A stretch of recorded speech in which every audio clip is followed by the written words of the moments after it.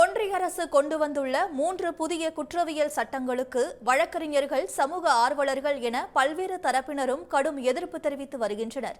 இந்த சட்டங்களை எதிர்ப்பதற்கான காரணங்கள் என்னவென்று விவரிக்கின்றது இந்த செய்தி தொகுப்பு.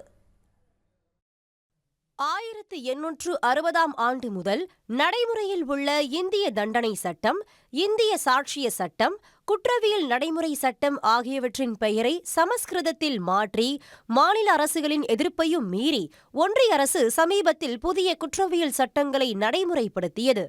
இந்த சட்டங்கள் ஜூலை 1 முதல் அமலுக்கு வந்த நிலையில் இவற்றை நிறைவேற்றுவதில் நடைமுறை சிக்கல்கள் இருப்பதாக காவல்துறை அதிகாரிகள் தெரிவிக்கின்றனர்.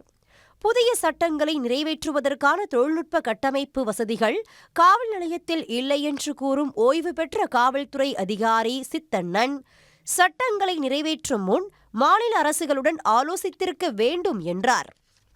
இந்த சட்டங்களை 3 மாத்தினாங்களே தவிர வைல்டு டெலிபரேஷன், ஒரு டிஸ்கஷன் அப்படிங்கிறது வைக்கல அப்படிங்கிறது தான் உண்மை. இப்போ சட்ட ஒழுங்கு பிரச்சனை என்பது ஒரு மாநிலத்தை சார்ந்தது, மத்திய அரசாங்கத்தை சார்ந்தது அல்ல. மாநில அரசாங்கம் தான் பொறுப்பு.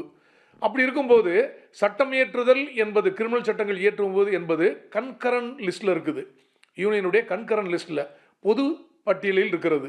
அப்படின்னா எல்லா மாநிலங்களிலையும் கரெக்டாக கேட்டு நிறைய விவாதித்து என்ன அப்ஜெக்ஷன் வருதுன்னு பார்த்துட்டு அதுக்கப்புறம் இந்த சட்டத்தை நிறைவேற்றிருந்தாங்கன்னா ரொம்ப ரொம்ப நல்லாவே இருந்திருக்கும்.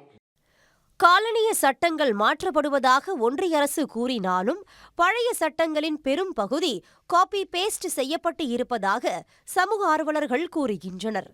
தேச துரோகம் என்ற பிரிவு வேறு பெயரில் கடுமையாக்கப்பட்டு 3 ஆண்டுகள் என்றிருந்த தண்டனை ஆயுள் தண்டனையாக மாற்றப்பட்டிருப்பதை அவர்கள் சுட்டிக்காட்டினர்.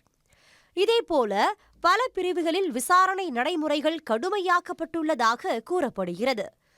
ஏற்கனவே இருக்கிற சட்டத்தின் அடிப்படையில் கைது செய்த முதல் நாளிலிருந்து 15 நாட்களுக்குள்ளாகத்தான் போட முடியும். ஆனால் இப்போ என்ன சட்டத்தில் புதுசாக சொல்லியிருக்காங்கன்னா 40 நாட்கள் முதல் 60 நாட்கள் வரை நீங்கள் போலீஸ் கஸ்டடி எடுக்கலாம் அப்படின்னு சொன்னால் எப்போ வேணாலும் விட்டு போலீஸ் கஸ்டடி எடுக்கலான்றது ஒன்று, கால இடைவெளி விட்டு போலீஸ் கஸ்டடி எடுக்கலாங்கிறது ஒன்று, யாரை வேண்டுமானாலும் போலீஸ் கஸ்டடியில் எடுத்து அவருடைய வாக்குமூலத்தின்படி சேர்த்துக்கலாங்கிற வாய்ப்பையும் போலீஸுக்கு இது கொடுத்துருக்கு.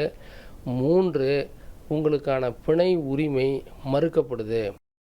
காவல்துறைக்கு வரம்பு மீறிய அதிகாரம் வழங்கும் போது அது மனித உரிமை மீறல் சிக்கல்களுக்கு வழிவகுக்கும் என்றும் நீதியை தாமதப்படுத்தும் என்றும் ஓய்வு பெற்ற நீதிபதி விமலா தெரிவித்தார். வழக்கு விசாரணையை பொறுத்தவரை ஜூலை 1ஆம் தேதிக்கு முன்பாக பழைய சட்டம், 1ஆம் தேதிக்கு பிறகு புதிய சட்டம் என்ற நடைமுறை பல சிக்கல்களை ஏற்படுத்தும் என்று அவர் கூறினார். அப்போ 2 விதமான சட்டங்களையும் படிக்கணும், 2 விதமான நடைமுறைகளையும் ஒரு நீதிமன்றம் பின்பற்ற வேண்டியிருக்கும். நீதிமன்றம் பின்பற்றதை விட நீதிமன்றங்களுக்கு உதவி செய்யக்கூடிய அலுவலக உதவியாளர்கள் முதல் அவ்வளோ பேருக்கும் இந்த சட்டம் தெரிஞ்சிருக்கணும். 2 விதமான நடைமுறையும் தெரிஞ்சிருக்கணும், சட்டமும் தெரிஞ்சிருக்கணும். அது நடைமுறையில் நிறையா சிக்கல்களை உண்டாக்க போகுது.